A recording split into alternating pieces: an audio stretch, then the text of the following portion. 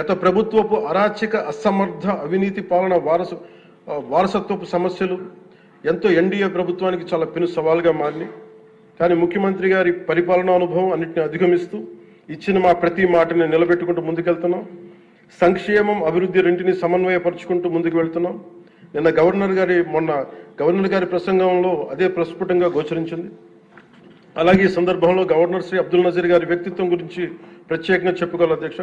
He's a great scholar, legal luminary, a humanist, a devout religious man with a respect for all religions and a great patriot.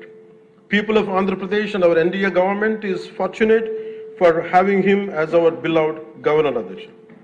అలాంటి ఉన్నతమైన వ్యక్తి ముందు ఆ 11 మంది సభ్యులు వారి ప్రసంగ సమయంలో వెల్లోకి వచ్చి రభస చేసిన విధానం చూస్తే నాకు ఒకటే అనిపించింది అధ్యక్ష, హనుమంతుడి ముందు కుప్పి గంతులు వేయడం ఏంటి అని.